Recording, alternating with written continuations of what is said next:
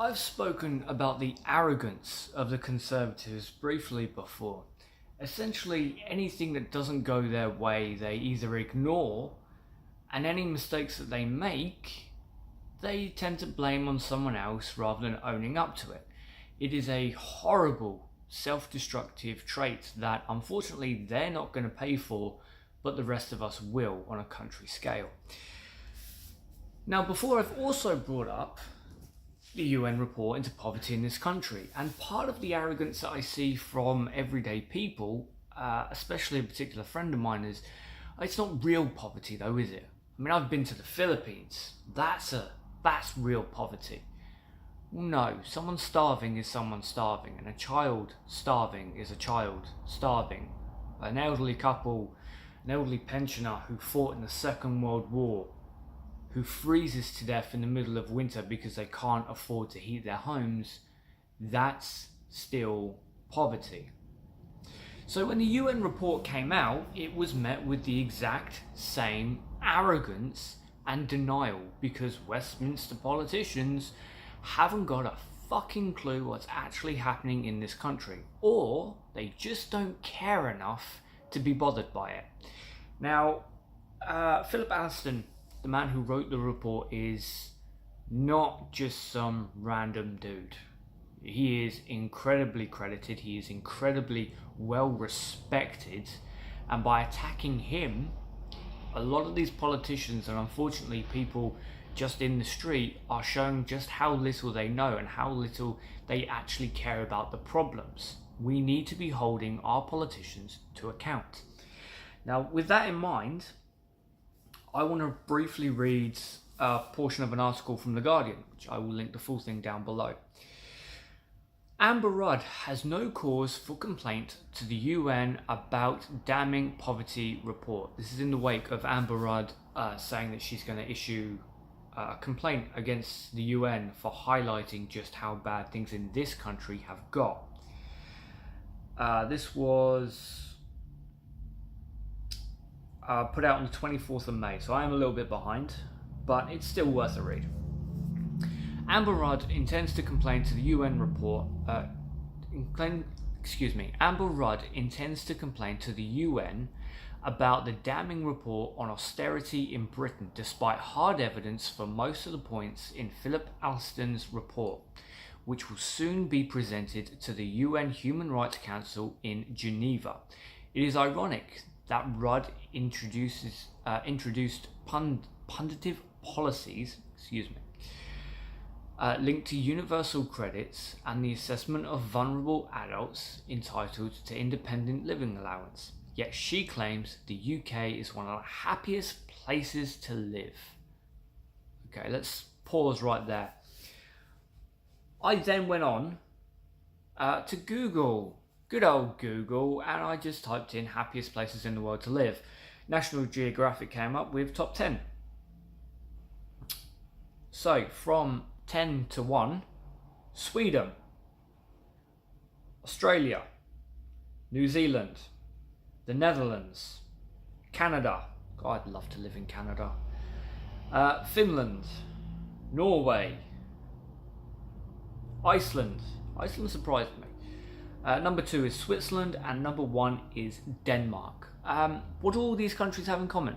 Well, education is not being stripped to buggery.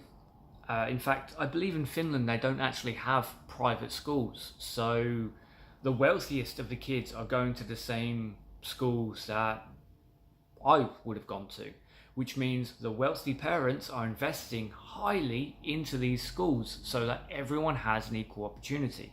Whereas here, public money is being defunded from schools and is being sent to private schools. Public money going to private schools. What else do these countries have in common? Well, they have a universal healthcare system that is not being stripped and privatized. They have civil services that are actually worth a damn. See, here we're paying more and more and more, and we're getting less and less and less. Our taxes are going up, and what we are getting is less because austerity is being forced on us. Now, it's not that these countries haven't got wealthy elites living there. But wealthy people need to pay a fair amount of tax. Jacob Rees-Mogg pays no tax. Amber Rudd pays next to no tax. Yet someone like me who earns less than $20,000 a year pays more in tax than someone like Jacob Rees-Mogg who made, I believe it was 14 to 16 million in just a couple of years since Brexit. So, back to the report. Back to the article. Aston describes the systematic immersion of a significant part of the population, and this is backed up by research by the Care Quality Commissions, UNICEF, and the Institution of Fiscal Studies. Working families dependent on food banks, unprecedented child mental health problems, teachers being driven to provide food for pupils, the closure of youth services and Sure Start centres, the hostile environment towards immigrants. As a former school governor and a youth service manager and a current child safeguarding officer in deprived authorities in the Northwest, I am all too familiar with the concerns raised in the Aston report. The rights of the individual are being consistently undermined, and British compassion has been replaced by the punitive and often callous approach. That was Norma Hornby. Excuse me. I'm going to stop reading it there. But again, I'm going to link it down below. I'm going to link the National Geographic thing down below as well, because it wasn't just a list. It was a brief outline of why it's so good to live in these countries. Denying an issue doesn't stop that issue from existing. This does tie into Brexit. Remainers like myself have constantly brought up the issues that Brexit is going to produce and has produced, and Brexiteers, the proud Brexit voices, have dismissed them.